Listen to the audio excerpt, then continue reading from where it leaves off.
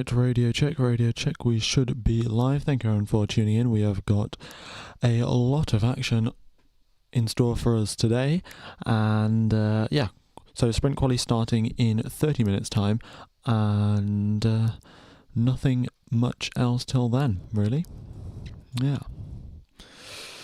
I'm going to run through everything that's happened in the 1 week break that we've had from the previous Grand Prix, and I'm also going to talk about what happened in FP1. A little bit of action, not too much, but an issue with Max Verstappen's car, him having to stop coming down the main straight, and causing a red flag as well. It is not currently raining. The risk of rain is 10%. Unfortunately, the weather prediction was wrong.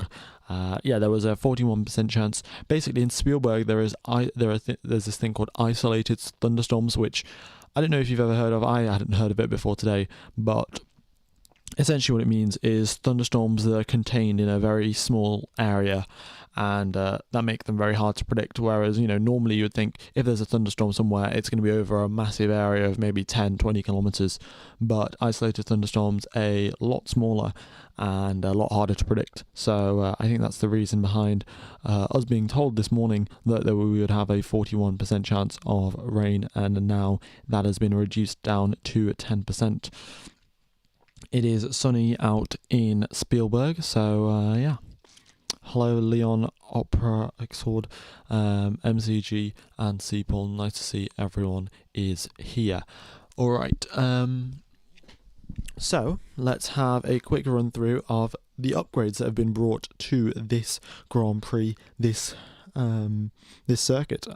We have got the biggest upgrades out of any team, McLaren. They have brought front wing upgrades to, especially to the edges of their front wing. So the outboard sections of the front wing is where they've got upgrades, and they have also brought upgrades to the to the front suspension as well. So the front of the car has been upgraded and reworked for McLaren, and I think that's working out in their favour. Their tests seem to be fairly positive. They didn't take off the front wing or anything like that. Everything was standard as usual. So McLaren, their upgrades seem to have gone in the right direction. Ferrari brought a couple of minor tweaks. Mercedes with a new beam wing. I think Ferrari brought a couple of upgrades to their, minor tweaks to their, I think, cooling vents. And Red Bull have not brought any upgrades. The big talking point, in fact, Red Bull going for a split spec in FP1. Now, we don't know which spec they've decided afterwards, but so essentially a split spec is Max Verstappen will be driving, say, an upgraded car, and Sergio Perez will be driving a non-upgraded car, or maybe the other way around, we don't know. And both drivers go out in FP1, they do the exact same run plan, which is what we saw happen in FP1, and they go out, the team analyze the data, they see, and they try and figure out where the issue lies in the car. So they've been hard at work trying to figure something out. What's wrong with Sergio Perez's car? Why is he always getting knocked out in Q3? Is it a skill issue? Is there something wrong with his car? Or is there something holding Max back from him totally dominating? Who knows? We'll just have to wait and see for the qualifying session, which we don't have to wait too long for. Thank you, Epic Plays. I think either way, Perez will be in 18th. Well, it might be that might happen, but we'll have to wait and see. Really, it's probably a combination of factors. That is correct. So, who knows? But I would like to see Sergio Perez at least maybe get top 8 today, because you've got to give it to the rest of the pack that it is so close. Like, everyone is very, very close to each other. Piastri and Leclerc and Hamilton and Russell, all of them very, very close. And especially given the fact that this circuit is only 4.3 kilometers long, and the lap time for QUALI last year. A lap time for pole, last year was a 1 minute 4.4. So all of the times are going to be extremely compressed, and we're going to have milliseconds between positions. And the top 10, not the top 10. There are 10 corners technically on this circuit. In reality, there are only 7 corners where the drivers can make a difference. So yeah, only 7 corners, so the drivers have really got to pull out the perfect lap. Otherwise, you know, a little mistake, half a tenth in one corner, and you don't have enough remaining corners to recover the mistake that you made, say at turn 3. So, yeah, very, very critical here for the drivers to get things done properly. And we'll see how it works out. It is going to be very, very close. Apart from Logan Sargent. Perez is not as skilled. He probably doesn't like pointy cars, and they probably don't give him the upgrades. That is correct. And I'm sure quite a lot of the development is also focused around Max Verstappen. You know what Max wants, since he is the man scoring points. As in the interest of scoring more points and continuing winning and all of the rest of it, you would develop the car around your driver that's performing the best. It's just the way that Max Verstappen likes the car to perform is rather unorthodox compared to all of the other drivers. So it makes it tricky for anyone who is Max Verstappen's teammate. And, the team has decided to side on Max Verstappen's driving style rather than yours. Do most teams run different upgrades for on each car most of the time, or is it rolled out for both cars together? Well, see, this is the thing. Most of the time it is both drivers getting the same upgrade package, but then if there are any issues, for example, in the supply chain, if the team can't manufacture the parts quickly enough, usually it gets given to the car, the quicker car. And in practice sessions we see this. The teams they'll put one upgrade on one car and they'll leave the other car as normal, and then they'll see if the upgrades have a big enough impact, and then they'll put it on both cars. But especially at Williams, Williams kind of tight of a budget. They're kind of lacking in sort of the planning and getting everything scheduled perfectly department, and they often have quite a few delays. So it'll be Alex Albon that'll be the driver that gets the parts first, and then it'll be Logan Sargent. And I think for the first, it was 8 races of the season, Alex Albon always had the more upgraded car than Logan Sargent. And it was only, I think, the previous race, the 10th race of the season, where both drivers had equal cars. So there is a factor where Max Verstappen may have upgraded parts, but I think Red Bull, their planning department and sort of the way that they bring upgrade packages is usually as a pair. It's only really to test, and that's the thing. Max Verstappen and Red Bull haven't brought any upgrades, so they're not testing anything, but yet they're still running split car upgrades, split car developments to try and diagnose issues, and who knows. Yeah. Okay. These are the standings currently on screen. Those are the practice 1 timings. As you can see, Max Verstappen up there, he is comfortably 3/10 ahead of the competition. Lando Norris, admittedly down in 13th, he messed up his lap. Going into turn number 4, he locked his brakes going in, misjudged the braking point, and went straight on into the gravel, and hence had to abort his lap. So Lando Norris could be right up there, but made a mistake going into turn number 4. Also, like to talk about the fact that we have upgraded gravel traps at this circuit. Essentially, what's been happening is, if you remember back to last year, there were a huge number, I must say, huge number of track limit deletions because of drivers exceeding track limits at turn number 9 and turn number 10 specifically. Those 2 corners were the biggest offenders, and the reason those 2 corners were the biggest offenders, firstly, they're very high speed corners, and you can gain a massive amount of time by pushing all the way to the edge of the track.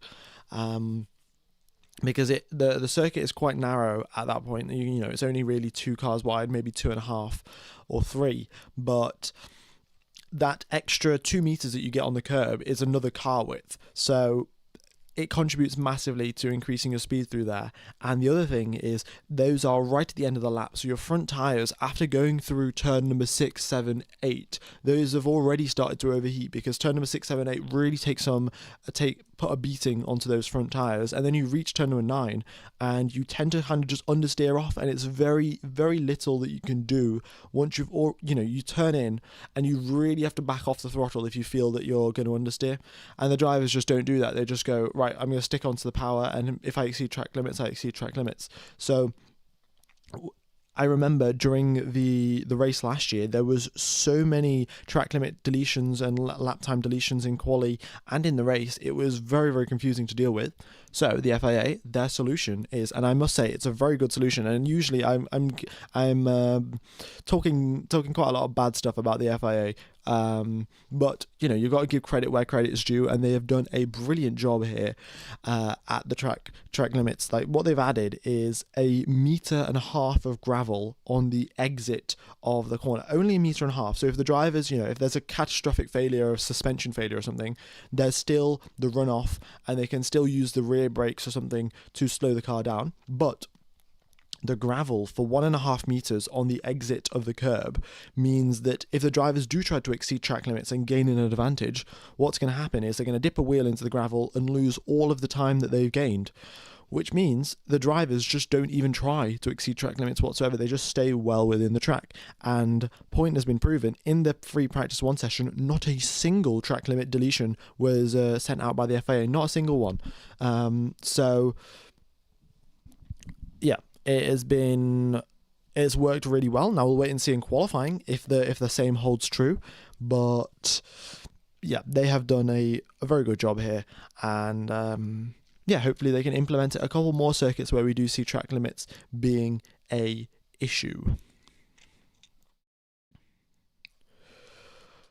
Alright, do you think you will return to making non-live stream videos? I would honestly love to hear you talk about seat predictions for next year, general F1 news and stuff like that. Love the streams, by the way. Thank you. Yeah, so about that, yeah, the thing is, making a video takes usually a lot more time compared to making a stream, and to be fair, I don't know how many of you guys know, but I'm a university student. So in the UK, luckily I've just got summer holidays now, so I do actually have time, which means that I could definitely make some actual videos rather than just live streams.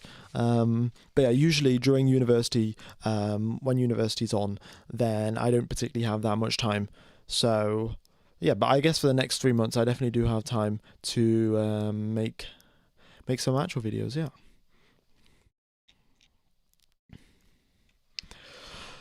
Let's wait and see. Yeah, because the only current video I have up on my channel is F1 engine comparisons from, I think, the 1950s all the way till 2018.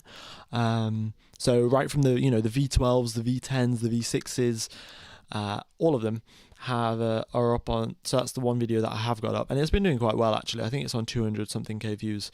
So yes, I should actually look into it. But yeah, I do appreciate it, and I will think about doing some seat prediction videos or F1 news. Yeah, I'll wait and see.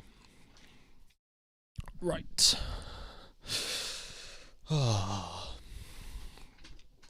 What uni course am I studying? Engineering. It'd be pretty cool if I could get an internship in Formula 1, but I don't know if I have the.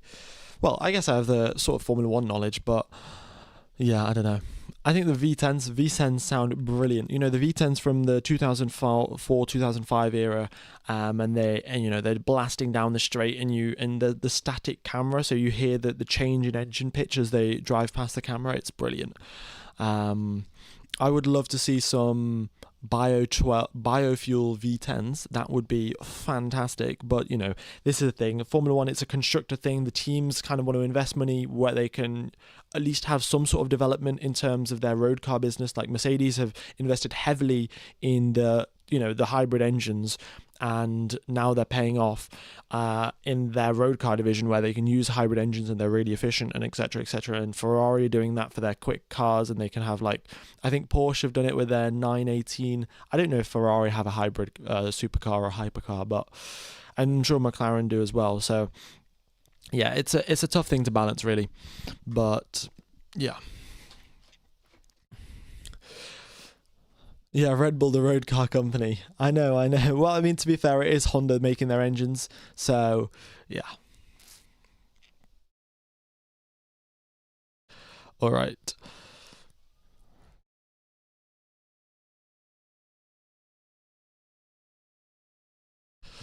Let's see. All right, what else is there to talk about? Oh yes, so any of you guys that were watching the stream last weekend, I did mention quite heavily that Red Bull not Red Bull, Racing Bulls, sorry, brought quite a few major upgrades at that. So the issues with Racing Bulls upgrade package was mainly the fact that their upgrade package seemed to be actually pretty decent, but Yuki Tsunoda's floor was not mounted properly. So they did an investigation on why Yuki Tsunoda was lacking in downforce, right? And the investigation concluded that the rear floor mounting bracket on the Racing Bull, for I think it was specifically just Yuki Tsunoda's car,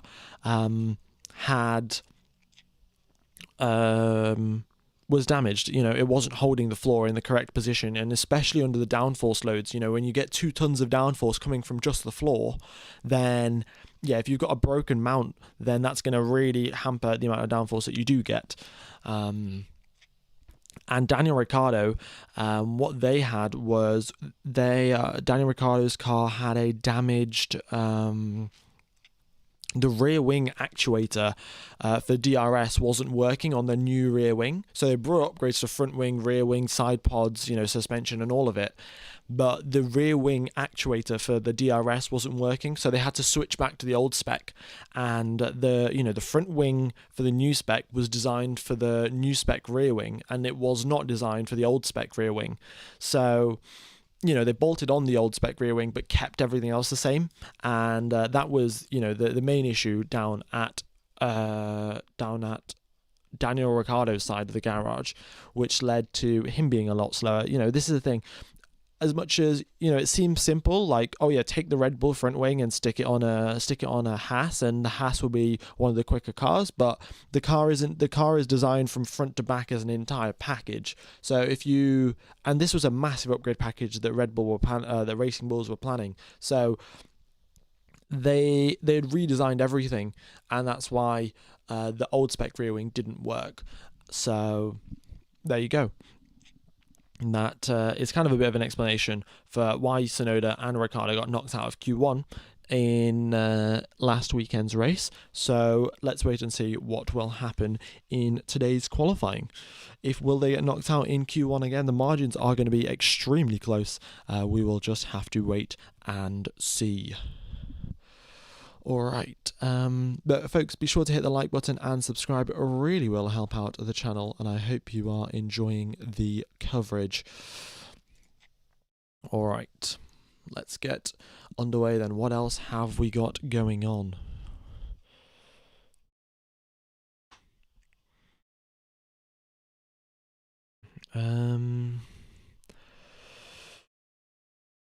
So the other things that we've got to talk about are contract extensions. I think Pierre Gasly has had his contract confirmed at Alpine for another 2 years. Gasly was he was looking around for a couple of other teams trying to get longer contracts. He was trying to hopefully get, just a longer contract rather than just to 2026. But he got a contract extended out to 2026 with Alpine because they were the only team willing to give him a long-term contract. And then we've also had, I think Albon's been confirmed, but Albon's been confirmed for a while. I think someone else was confirmed, but I forgot who now. Well, Stroll was confirmed, but Stroll being confirmed at Aston Martin is like the sky being blue. It's not a really big surprise. How many laps for the race on Sunday? I think there are 71, maybe 72. Don't quote me on that though. It's somewhere in the 70s. I think it's 72 laps. Alright, everyone Gamer, where can we find the live driver? I just want to keep an eye on Ricciardo's race to see how he's going. You can get F1 TV access, which is £20 or I think $30 for the entire year, and that will give you access to Daniel Ricciardo's radio. That's what I've got for all of the access for the radios on the right side of the screen. And if you want all of the footage and everything like that and the onboards and everything that goes with it, then you would probably want to go with F1 TV Pro. Alright. Let's see.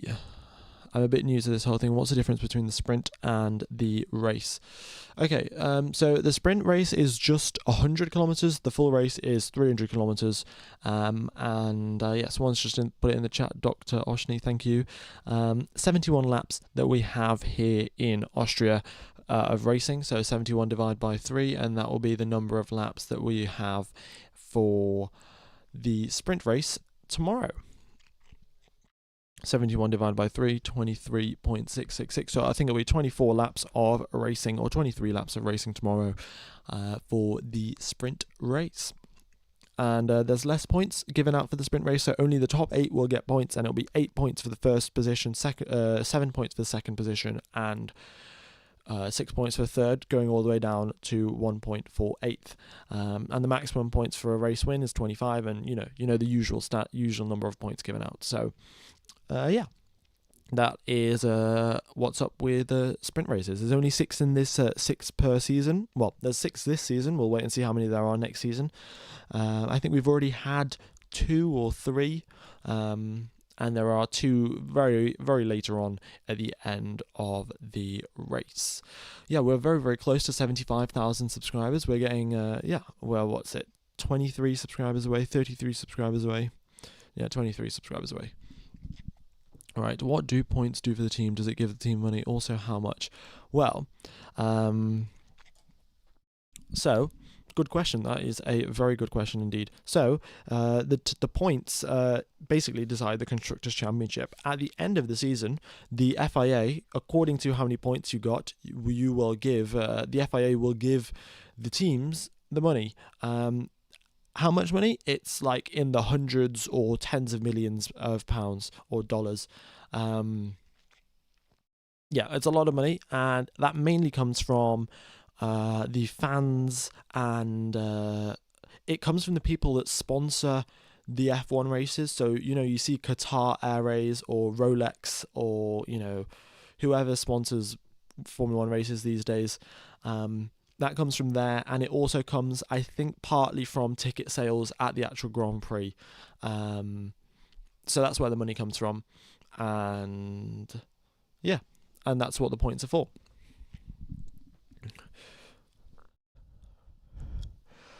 All right.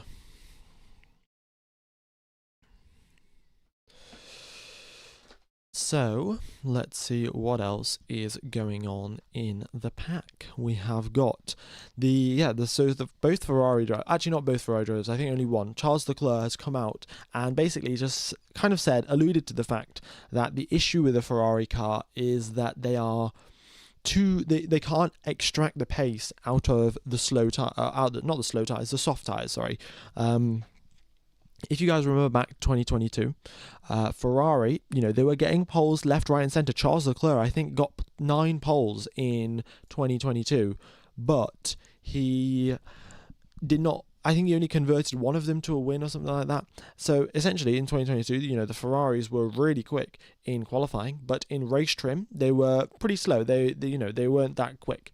So Ferrari, obviously, in an effort to make them quicker in race trim and slower in quali, they have kind of shifted the development of the car more towards, leaning towards the race side. And in qualifying, they haven't prioritized that much. And they've kind of just gone a little bit too far. They've gone too far the other way, and now they're really quick not really quick in the race, but they're quicker than they probably should be in the race, and they've lost out performance in the in qualifying. So if they can restore that balance of being quick in the quali and at the race, then that would really work out well for them, because this is the thing, like Ferrari in the Spanish Grand Prix, right? They were, I think, 2, 3, 4, 5 seconds behind the Mercedes in terms of right at the end of the race. So I think that if Ferrari's just qualified higher than the Mercedes and just stayed ahead of them, if they just qualified higher than Mercedes, I think that they would actually be able to hold position on pure pace, because the difference between those two teams isn't that big. And we've seen this, previously in 2018 and 2019, you had to have a 0.6 of a second pace advantage to get an overtake done. That gap has significantly reduced as we've got, the upgrade, regulation changes to reduce dirty air. That's probably gone down to 0.2 or maybe 0.3 that you need to be quicker than the driver ahead of you to make the overtake work. But the pace difference between the Ferrari and the Mercedes is way, way closer than 0.2 of a second. So I would say that if Ferrari can just get ahead in quali, that they'll be able to hold it in the race. And maybe we'll see Ferrari, opt for a little bit more of a qualifying-oriented setup rather than a race-oriented setup, and be able to hold position in the race against Hamilton. That being said, this circuit is going to be quite hard to hold position with 3 massive DRS zones. It will be quite tricky, but yeah, maybe they optimize for race pace this time and they have a slightly quicker car in a straight line, and we'll see what they can do. Also, I think the Ferrari slightly down on power compared to the Mercedes. Maybe it's 1 or 2 horsepower, nothing significant, right? Or maybe it's the fact that their engine's slightly bigger, so their engine covers produce a bit more drag. But what we saw in Montreal, which is a very power-sensitive circuit, the Ferraris, not a single Ferrari ended up in the points. Of course, Ferrari, the actual team Ferrari, both of them had a double DNF, which led to them not scoring any points. But nevertheless, the Ferraris just weren't all that quick in Montreal. So I think it's fair enough to expect that they won't be that quick at this circuit as well. Yeah, maybe it was a three horse fight for pole. Maybe the Ferraris can be up there, but I think Ferraris definitely have a chance at podium. Maybe not a win, but let's wait and see. Of course, my predictions aren't always correct. Many times I've in fact done the commentator's curse, and the exact opposite thing has happened. But let's see. Yes, Ocon might head to WEC. See, this is the thing. I think there was an article that came out by Lawrence Barretto, which I don't know if he's the most trustworthy guy in the world for facts about Formula One, but he was suggesting that K-Mag, if he couldn't find a Formula One seat, would be looking to other racing series rather than just retiring altogether. So, yeah, who knows? Let's wait and see what happens there. We've got a lot of unconfirmed seats, but Mercedes, I think Audi still have to confirm their drivers. I think they've got Nico Hülkenberg, but they've still got another driver to confirm.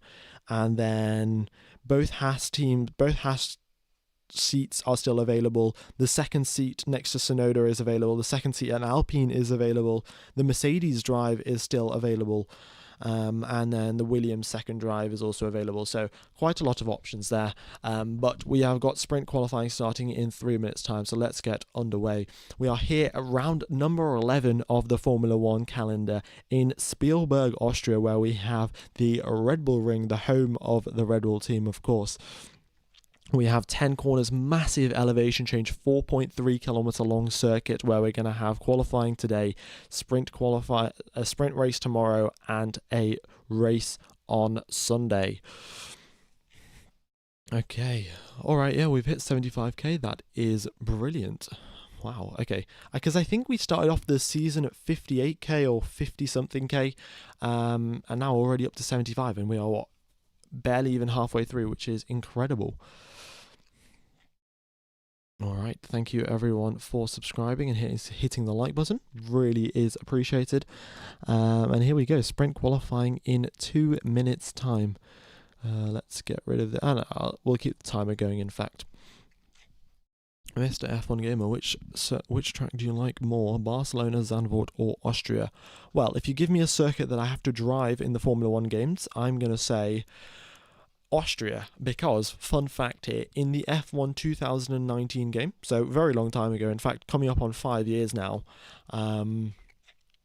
I am actually top 500 in time trial on the Austria game. I might have said this on previous streams, but out of those 3 circuits, Austria top 500, so call me up, F1 Esports, I'll be there. Yeah. All right. Yeah, it's snowballing.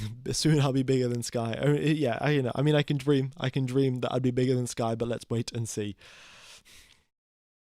Yeah, today is a Friday, so most people that do watch streams are probably still working, which is a bit unfortunate. So, but I'm sure we'll have more people on tomorrow. It is not raining. It is completely dry. Unfortunately, the 41% chance of rain has not materialized. I looked into it a little bit more, and isolated thunderstorms aren't the most predictable things. So yeah.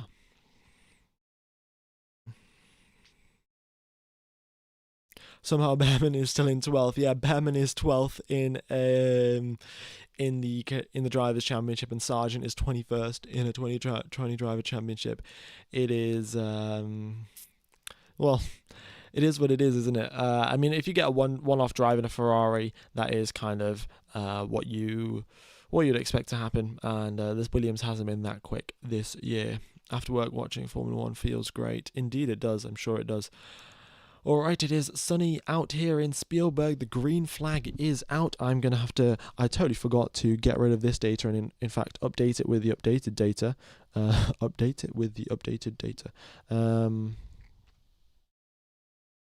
There we go. Have I got it synced up? Yes, I have. All right, we will have in fact, we have got the green flag coming out for SQ1. In fact, the time is already ticking, as you guys can see in the bottom left. 30 seconds have gone, and nobody has made their way out of the pit lane. Very, very strange here. I mean, I don't know what the teams are playing at, because there's only 12 minutes in this session, and it's Q1. There's 20 drivers that have got to make their way around this circuit, right? 20 drivers. This is a 4.3 kilometer long circuit, which means that the drivers are quite likely to trip over each other and get in each other's way, which means penalties will be handed out. Yet nobody has come out. Nobody's even thinking about going out, and everyone's sat in the pit lane, which is okay, very, very confusing. And if someone gets a penalty, it will be the teams' fault themselves. Yeah. Esoteric, thank you for the $2 donation. Listening to this while I solder MAT sensors at work. Well, I hope your soldering goes well. I've had some experience doing soldering in my yeah, and I'm not the best solderer. I can never get that perfect. I think it's like a cone shape that you have to get. I'm not very good at it, but anyway, good luck with your soldering, and thank you for the donation. I do appreciate helping out the channel.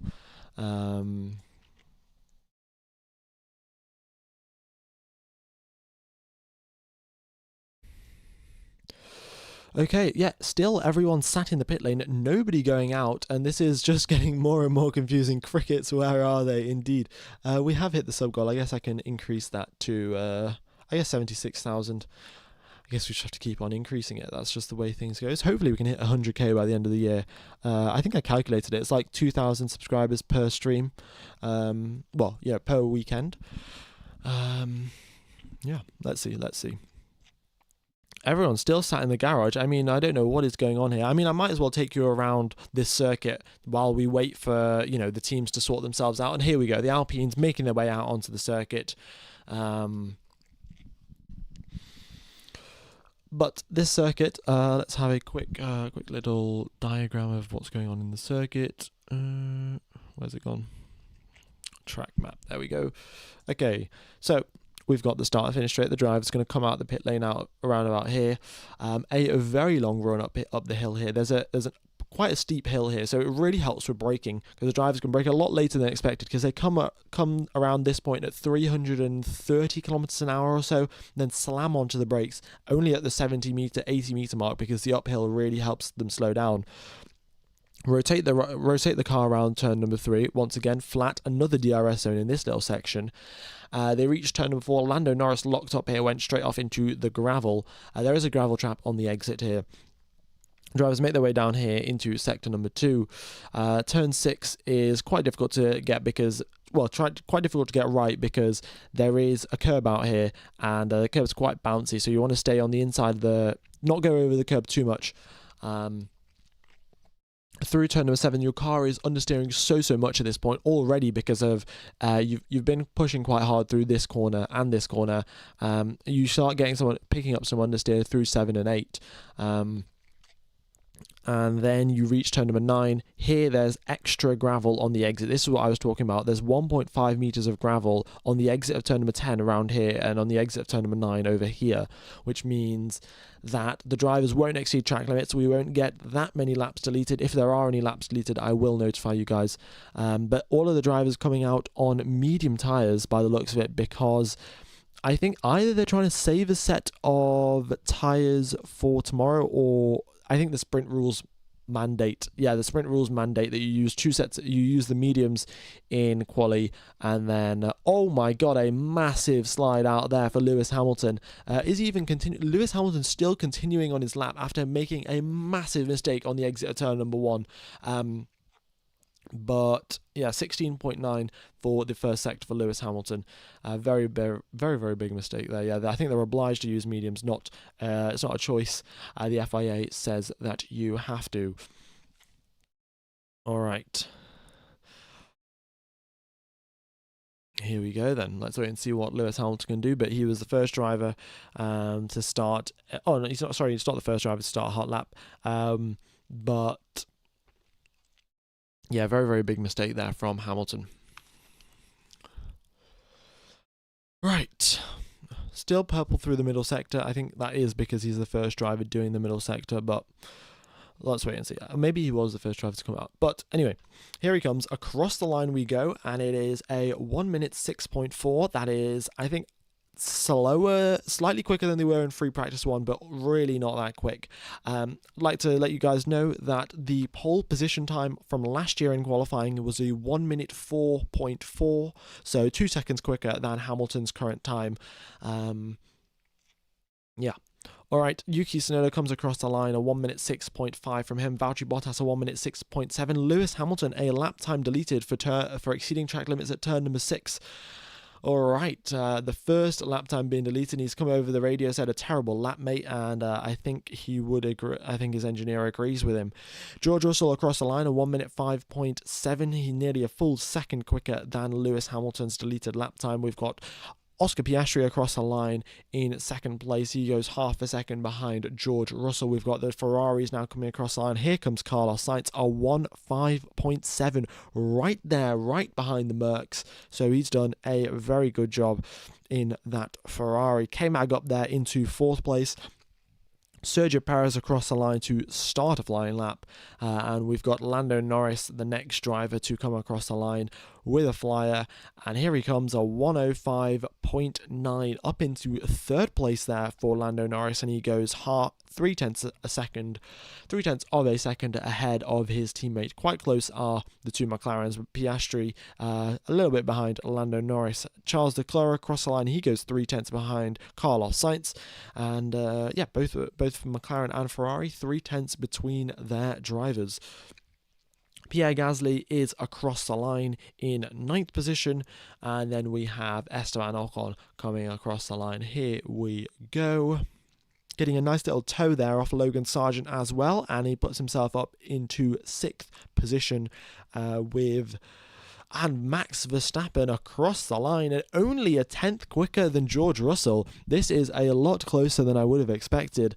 Well, actually, I don't know what I was expecting, because all of the practice session I was saying it's going to be very close. Let's see what Sergio Perez can do. 6th position it is. He's half a second behind Max Verstappen. Admittedly, it is a lot closer than where he was before.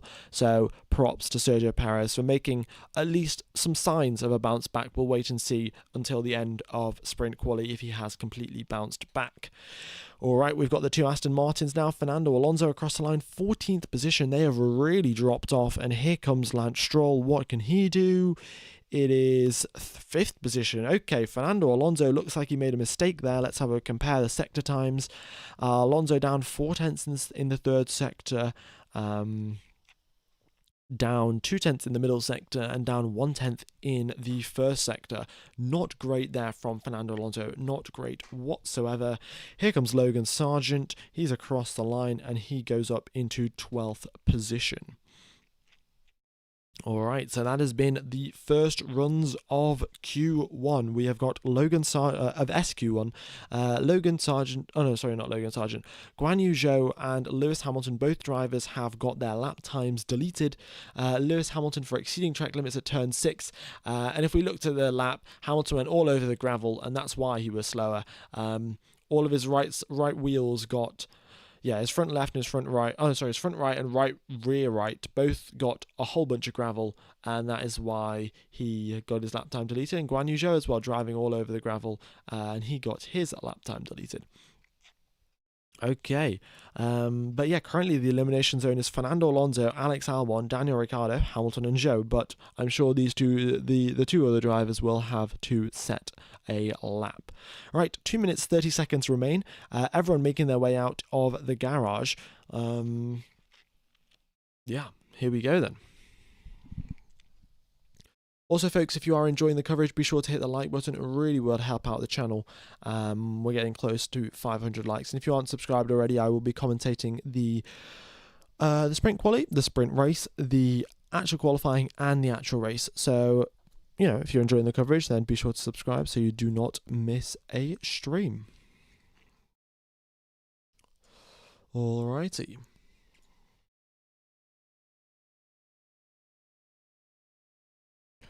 What else is going on? We have got nothing much, just the final runs of Q1. A couple of drivers tripping over each other here. Max Verstappen trying to get ahead of Lewis Hamilton just before they start their quali laps. Oscar Piastri purple through the middle sector. He's just come across the line now, up into 6th place. He improves, but still is a little ways, 1/10 behind his teammate. All right, blue means pit in or pit out. Yeah, that is correct. All right, Lewis Hamilton, he is on a flyer. Let's keep an eye out and see what he can do on his medium tyres. You've got to take into account Lewis Hamilton here. He is doing this on a used set of tyres. Everyone, in fact, is doing this on a used set of tyres. Nobody has come out with a fresh set because of the simple fact that if you do, then you're not going to have enough tyres left for the sprint race. So yeah, everyone now using old tyres, so they're trying to improve on a fastest lap using old tyres, which is not ideal, but let's wait and see what happens. Okay. Next driver across the line, Lando Norris, he once again improves. He gets very close to Max Verstappen within 1/10 of a second, and once again the gap between himself and his teammate is 0.3 of a second. We have Kevin, what was I going to say? Zhou's across the line, 1:07. That's another mistake for Guan Yu Zhou there. Valtteri Bottas has got a lap time deleted for exceeding track limits at turn number 6. And there is a mad scramble for everyone to now start their hot laps with a couple of seconds left on the clock. Okay, Hulkenberg across the line, he pushes himself up into 13th.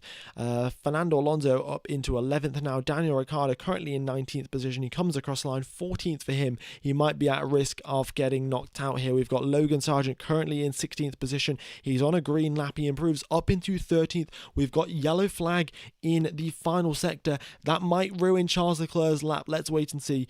Tsunoda going very, very slowly though. Seems like he might have had an issue going over the gravel. But Charles Leclerc across the line, he does not improve, and Tsunoda's made a real hash of it, and even though he might not get knocked out, so let's wait and see. Pierre Gasly in 19th position, 2 green sectors for him. He comes across the line, and it is 11th position for Pierre Gasly. Nicely done there. Esteban Ocon, he is still in 9th, does not improve on his previous time. So that is it. That is Q1 over. The elimination zone contains Daniel Ricciardo, Nico Hulkenberg, Valtteri Bottas, Alex Albon, and Guan Yu Zhou. Lewis Hamilton just makes it out of there after still not setting that much of a quicker lap on his second attempt. Given the fact that he was on used medium tyres, I didn't expect that much better, really.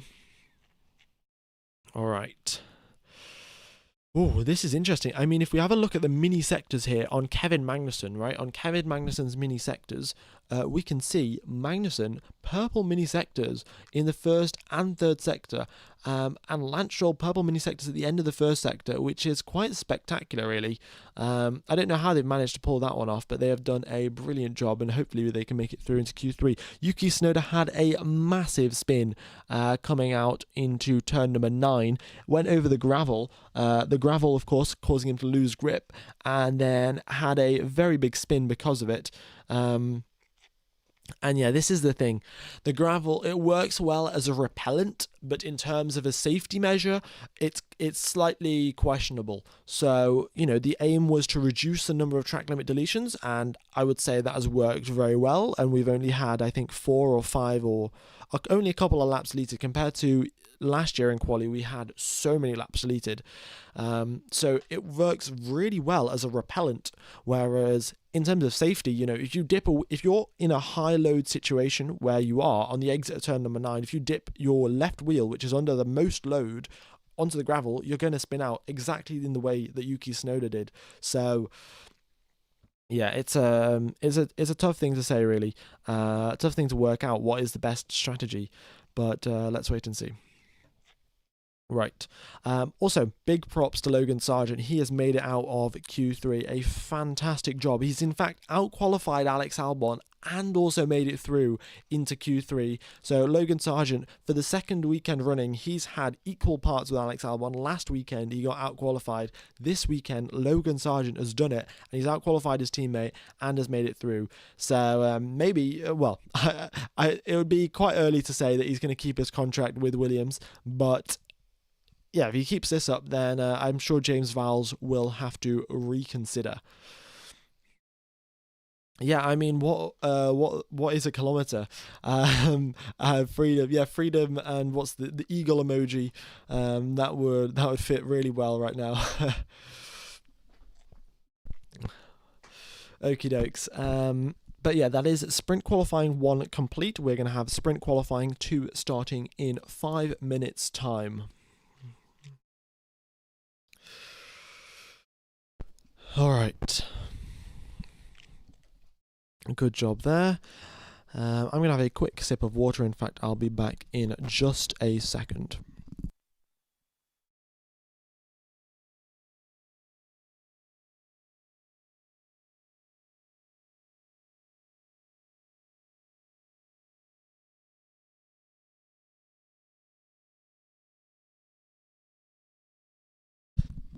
Yeah, I mean, for all my American fans out there, Logan Sargent, he was going up precisely 2.3 football fields per hour in that car. So he's done a brilliant job of speeding it up to 12.7 football fields per hour. That's what I'm going to say. Great units of measurement from America. All right, the bottom 5 have been eliminated, and Q2 will begin shortly. We've hit the like count. I guess I can pop that up to 1,000. Thank you everyone for hitting the like button.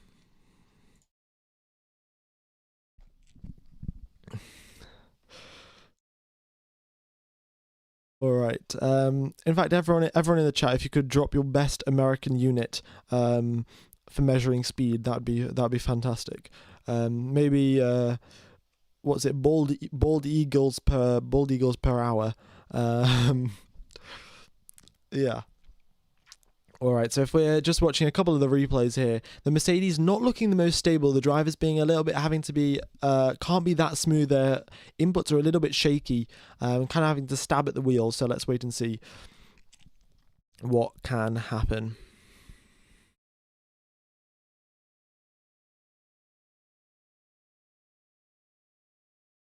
All right.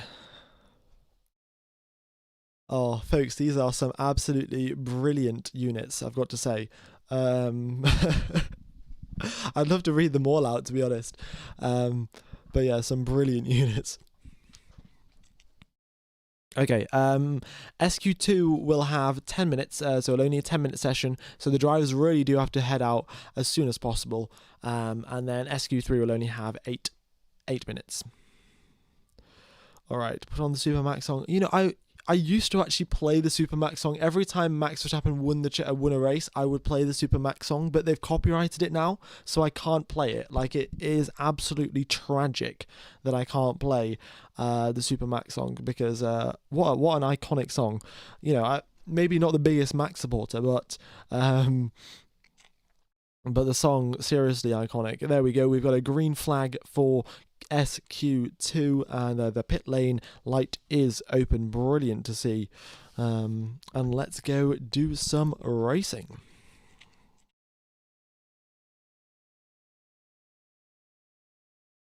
Our national anthem's copyright. I don't know, actually. I might play. I don't know. I'll see. I could sing Supermax, yeah. I mean, I don't know that much Dutch, but I'm sure I could get away with it.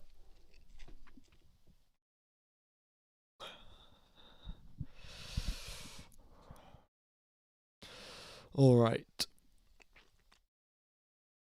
We have got 2 Red Bulls out first, then Lando Norris, the 2 Ferraris, and then Oscar Piastri. Everyone crawling their way out the pit lane. This is another thing we saw in Spain last weekend. Now we saw the drivers going very, very slow out of the pit lane to try and reduce their tyre temperatures. Once again, this circuit, the FIA. Apologies for that. The FIA have opted for the softest tyres, the softest tyre compound available, and that's kind of led to a bit of overheating issues that we're seeing here. The soft tyres tend to overheat a little bit, and because of that, the drivers are going very, very slowly on their outlap, trying to reduce the tyre temperature so that when they end up doing their hot lap, the tyres do not overheat. Right. SQ means sprint qualifying rather than just normal qualifying, since this is a sprint weekend and we'll have the sprint race tomorrow. Alright, Max Verstappen starting his flying lap, gets a great exit out of turn number 1. A little bit squirmish on the exit, but he should be fine. DRS flap wide open, approaching 320 kilometers an hour, slams onto the brakes, 16.5 through the first sector. Great first sector for Max Verstappen, and now he's onto the power, going down the hill towards turn number 4. He's got a downhill braking zone. Locking up is very, very easy, but Max Verstappen stays on the circuit, not braking on the curbs like George Russell did in practice. Hits that apex very, very nicely, and powers out onto the exit. Sergio Perez quicker in the first sector compared to Max Verstappen. Oh my god. Brilliant job there from Sergio Perez. He's done a wow. Okay, Perez quicker in the first sector. Well, he's slower in the second sector, quicker in the first sector. Let's wait and see. Max Verstappen getting a nice little toe off George Russell, in fact. Coming across the line, and a 1 minute 5.9 for Max Verstappen. Here comes Sergio Perez. What can he do for himself? Across the line he goes, and it is a 1 minute 5.6. 4 tenths of a second is the gap. It was 5 tenths in SQ1. It is now down to 4 tenths. Sergio Perez is making progress, and it is good to see. All right. Lando Norris slots in between the Mercedes Red Bulls in second, and now Sainz is up into second, demoting McLaren Lando Norris down into third. Charles Leclerc up into third, now demoting Lando Norris down into fourth, and here comes Oscar Piastri.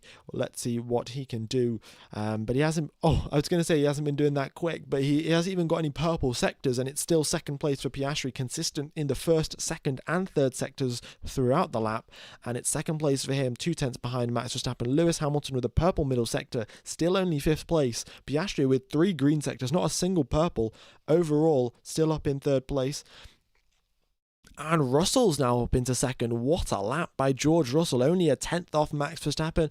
And I would like to say this once again. The top 8, split by 4 tenths of a second. Half a tenth between each driver from 1st position to 8th is as close as the Formula 1 Championship has been since I've started watching, and it is spectacular to see. All right, the bottom teams, they don't have an extra set of medium tyres. They are going to just I think they're going to only use 1 set, whereas these teams now, they've used their 1 set and they've done 1 quick lap on them. They're really not going to be able to improve that much. So, yeah. So the top teams, the top four, have done their runs, and I don't think they'll be coming out to do a second set of runs. Whereas now all of the other teams, so Stroll, Alpine, and Magnussen and the rest of them, they're all going to do their second runs, and they're going to do it on a slightly cleaner circuit, slightly bit more track evolution. Track evolution shouldn't be that significant, to be honest, mainly because of the fact that there's been F2 and there's been F3 as well. Yeah.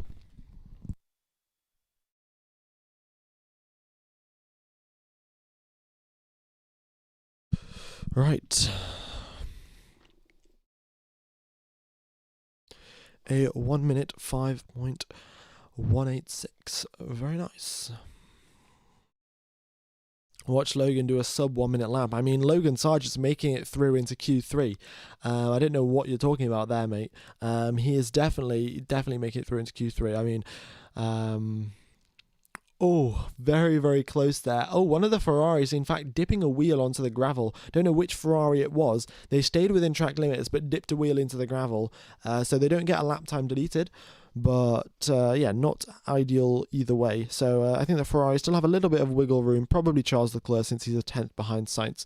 They have a bit of wiggle room to continue improving.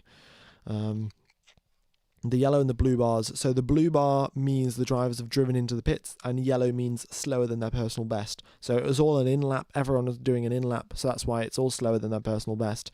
And blue means that they drove into the pit lane. Whereas if you look at Lance Stroll's little blue bars, there'll be blue bars for Lance Stroll because he's just driven out of the pit lane. Yeah. All right. Yeah, I mean, Logan Sargent for pole, maybe for a win, maybe for a podium. Let's wait and see.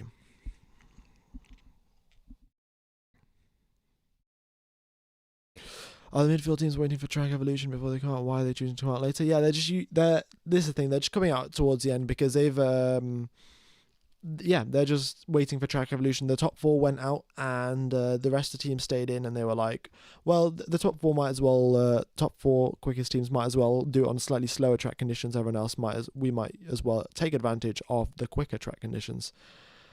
Yeah.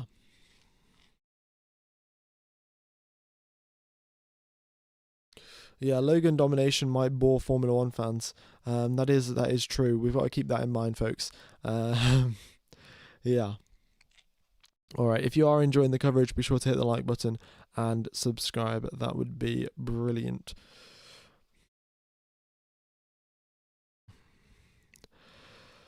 And if Logan does make it through into Q3, then we've got to have another set of American units. That would be fantastic. But let's wait and see. Let's wait and see if he makes it through into Q3.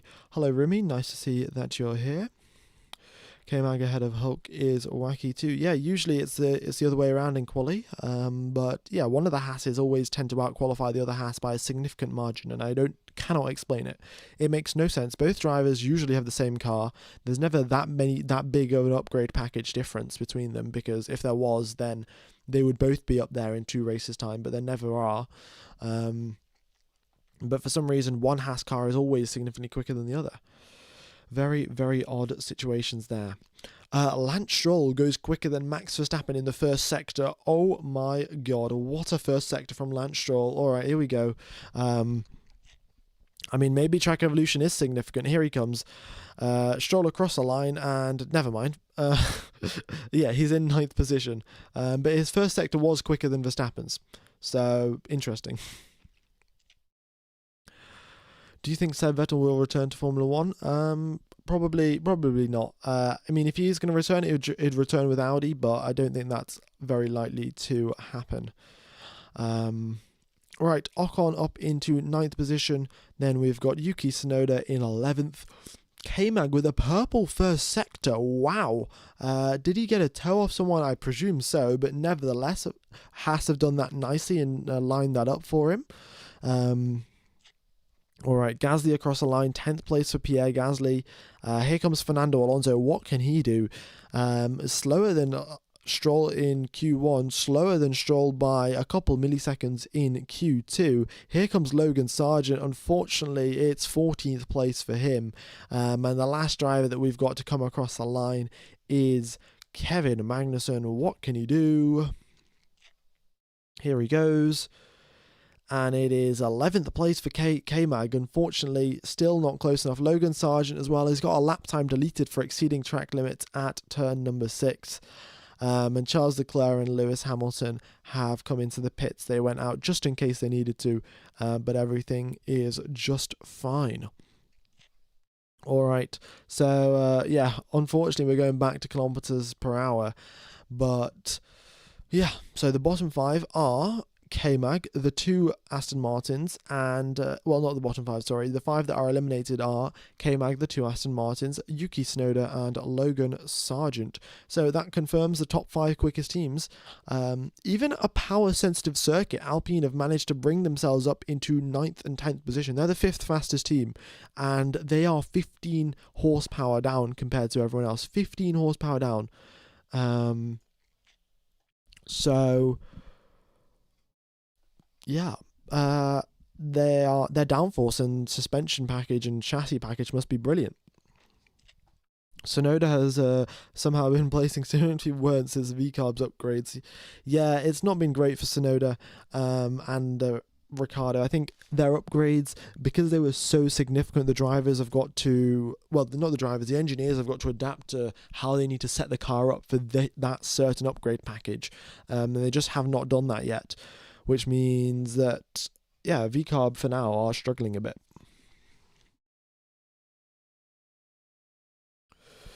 Okay. Oh, here we go. We got 6,000 people tuned into the stream. We are going to have SQ3 starting in starting in 5 minutes time, 5-6 minutes, and we will have the final top 10 shootout underway. Yeah. Thank you very much for tuning in, and I hope you are enjoying the coverage. It's been a pleasure commentating to you guys and reading your, frankly, brilliant chat messages. Okay.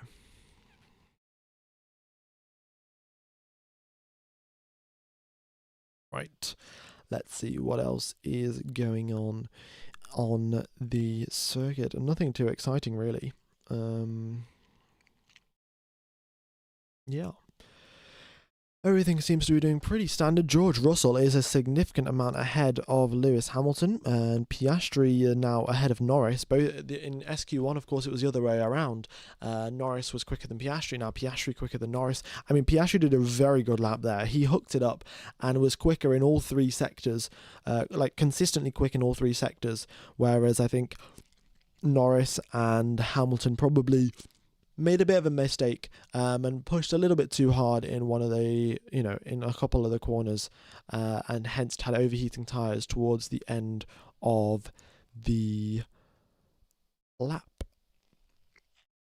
F1 Gamer, you have improved a lot in your commentating. Thank you very, very much.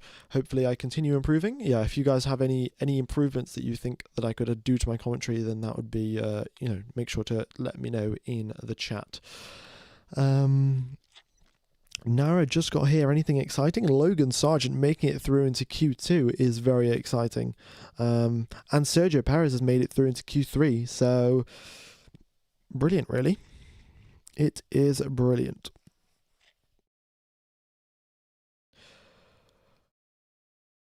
All right.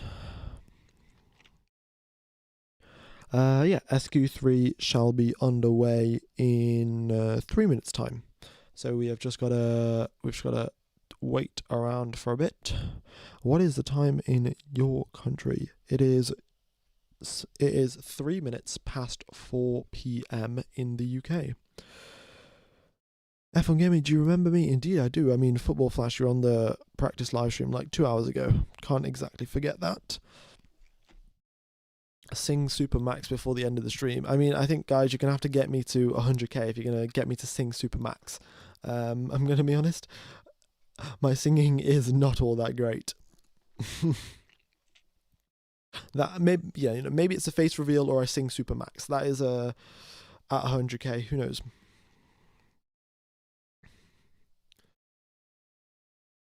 11:03 a.m. in Florida. Very nice, very nice.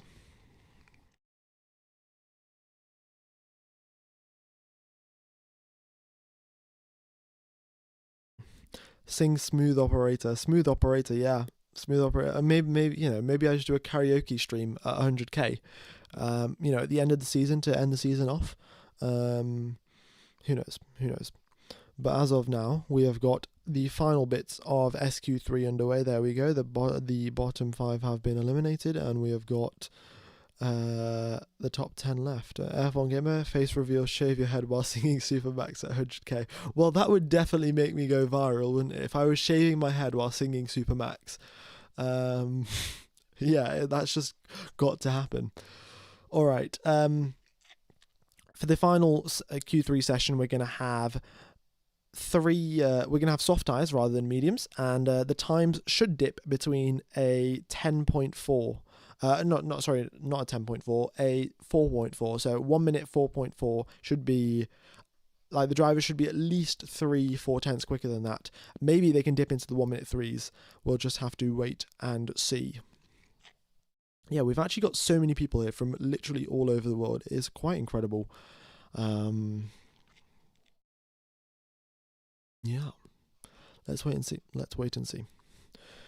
F1 Gamer, you should set your sights on an engineering position in motorsports, make it your goal, live the dream. That would be, it'd be fantastic, wouldn't it? Who knows? I mean, I'd probably have to work my way up, do Formula 4, then Formula 3, then Formula 2, as a race engineer. But yeah, I'm sure it's possible.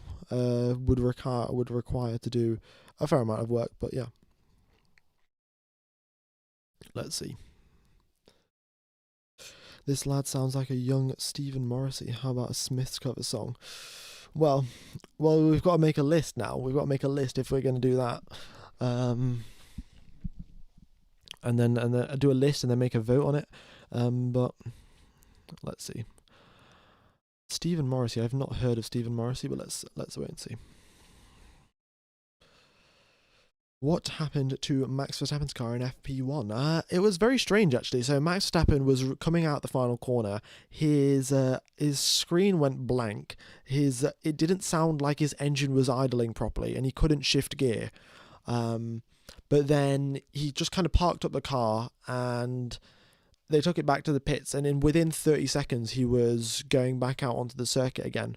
So yeah, I think it might have just been a sort of like a electronics issue or a software issue, because it was so quick to fix. They were taking off the engine cover, but then they didn't actually change anything. So very interesting. Fuse blown, maybe. I mean, I don't know. It's a loose wire, something along those lines. I'm sure they would have fixed it quite well. If they fixed it that quickly, it would have been something as simple as that. I want a Ferrari podium, a girl can dream. Indeed.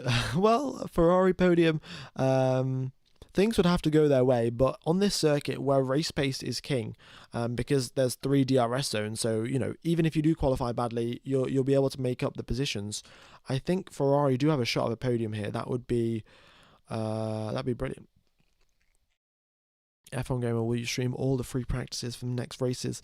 I don't think I'll do all of the free practices. If I am, I might do FP3 just before the quali stream. But yeah, I don't think I'll be doing FP1 and FP2. Yeah, I might try instead making some Formula 1 videos. In fact, if you guys are interested, there is a history of F1 engines. It's like it's got V12s, V10s, everything from the 1950s all the way till the current engines. So if you guys are interested in that, then go ahead and check that out. Billy Ford, I recommend. Someone recommended playing F1 24 when you're drunk and you hit 100k. That would be, that would be a pretty funny video actually. F1 24 online. To be fair, I think the game would crash, and I would just get a bit annoyed, rather than actually doing any racing. But who knows? Who knows?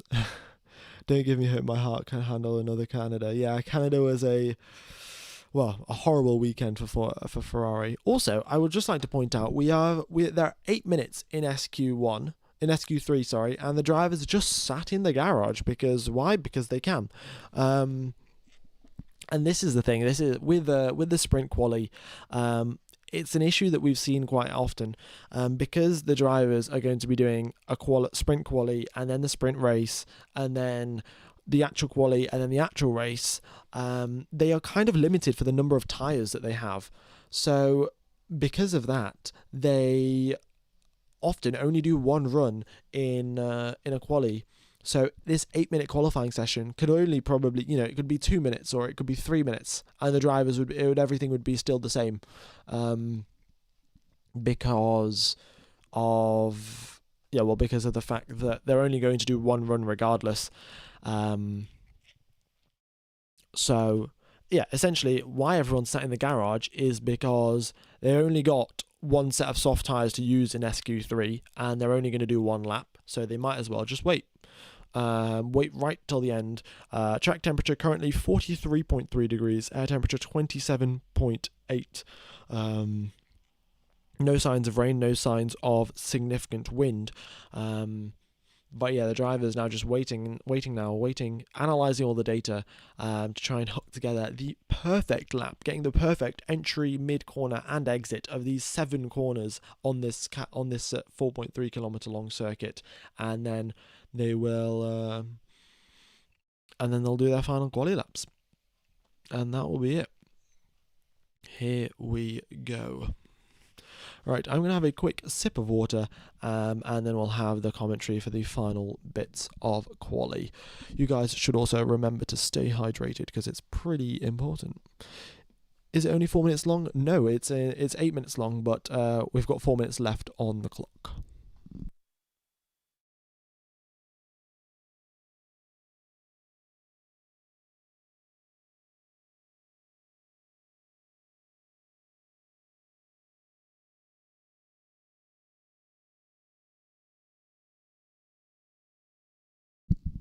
Oh, we've got a message from George Russell. Let's get cracking, mate. Everyone's going to send it now. And George Russell said that about 12 seconds ago.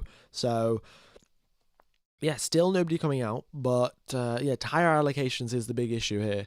Oscar, if you creep into the pit lane, just creep. So they're basically telling Oscar to come out and try and send everyone else. Try and get everyone else coming out of the pit lane. And there we go. We've finally got some movement in the pit lane. And some drivers are making their way out. George Russell finally moving. There we go. Everyone now just creeping out into the pit lane. Here we go. We're getting the clean air. Well, some of the drivers are getting clean air. Some of the drivers are not. But yeah, everyone just rolling out the pit lane. They are going so slowly. I think they just analysed the data and saw that everyone was crawling around at a snail's pace to try and cool these tyres down.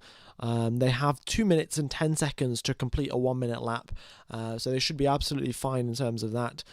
They've just got to get it round and leave enough time to not get held up in traffic. The Mercs are out first, then we've got the 2 McLarens, then we have Carlos Sainz, and I'll read out the rest of the queue as we go.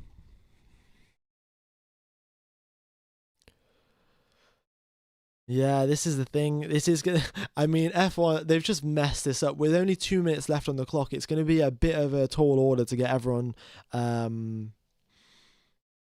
Yeah, with 1 minute and 30 seconds left on the clock, these drivers are really going to have to pick up the pace if they're going to reach the finish line in time.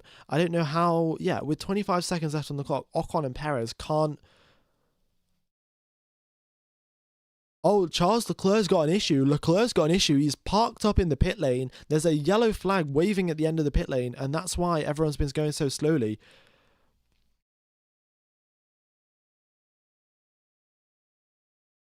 Oh, Leclerc. Okay, that issue has been fixed. Leclerc's coming back out onto the circuit, but we've only got 59 seconds left. Will Leclerc have enough time to make it around? Here's the last driver. We'll have to wait and see. Everyone's going to have to get on with it on the outlap. Lewis Hamilton and George Russell on a flyer. They've got masses of clean air ahead of them. But 40 seconds left now. Let's wait and see. Here we go then. The final laps are underway. Lando Norris is starting his, but Lewis Hamilton purple in the first sector. All right. Yeah, Leclerc's definitely in trouble, and he's got to pay attention behind him as well. Lewis Hamilton, George Russell are going to be passing through. And Ocon, Perez, Gasly, they're all going right next to each other. 15 seconds left on the clock. This is not looking good for Charles Leclerc. He's not going to get a lap in at this rate. Let's wait and see. 3 seconds left. Gasly makes it across the line. 1 second left. Charles Leclerc doesn't make it. He's the first driver to take the line. Hamilton across the line, a 1 minute 5.2, getting a nice toe off Leclerc coming out the final corner. George Russell across the line now. Here he comes. What can he do? He goes 2/10 quicker than his teammate. It is first place for George Russell provisionally. Let's wait and see what Piastri has got. Here he comes, Piastri across the line, and it is a 1:04.9 for Oscar Piastri. Lando Norris now, his teammate, he comes across the line, and it is a 1 minute 4.7, a 2/10 improvement, and Lando Norris currently on provisional pole. Let's see what Carlos Sainz can do. Here he goes, Carlos Sainz a 1:05.1, and Max Verstappen, here he goes, purple in the first sector, green in the second sector, and he goes just quicker than Lando Norris by 1/10 of a second. And Esteban Ocon, Sergio Perez, and Pierre Gasly, what are they doing? They have been qualifying while driving right next to each other, and they come across the line, and they are slowest out of everyone. And that has been an absolute mess of qualifying. What has gone on there? I mean, Charles Leclerc doesn't even get a lap. I mean, Leclerc had an issue coming out of the pit lane. I think he might have stalled, or I don't know what he did, but he had to stop at the side of the pit lane. They were waving a yellow flag next to his car. So I think the issue with Charles Leclerc might have been his own making. Ocon, Gasly, and Perez driving right next to each other for a qualifying lap is just a joke. Perez is over the radio saying this guy is such an idiot, and yeah, bit of a mess, really. A bit of a mess. Max Verstappen claims pole. He goes 1/10 quicker than Lando Norris, but it looks like McLaren have some solid pace here. And I would like to say, with the first straight being so long on the exit of turn 1, if Lando Norris can stay right on the back of Max, he has a brilliant shot of getting the race lead going into turn number 2. So let's just wait and see. A massive mess up. And this is what I mean with don't give me hope, indeed. Yeah, I don't know what's been going on with Charles Leclerc. I mean, Sainz still up in 5th. We'll wait and see what he can do.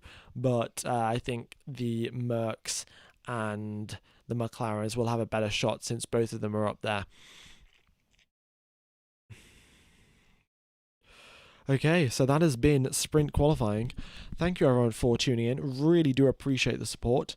And if you aren't subscribed, be sure to do so. I will be commentating for the sprint race tomorrow, and also the qualifying that is happening afterwards, and then the full race, of course, as well.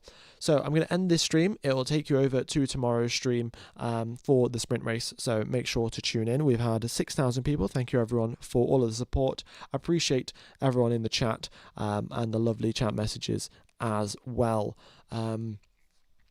The FIA really do need to change the regulations in qualifying for sprint races, or they've got to give more tyres out or something along those lines, because it really does not work out well, and this is not a good look for Formula 1. But yeah, that has been sprint qualifying at the Austrian Grand Prix, and I will see you in I don't know exactly how much time, but I'll see you tomorrow for the sprint race. Have a wonderful morning, day, afternoon, evening, or night, depending on where you are in the world. And yeah, that's it from me. Cheers, fellas.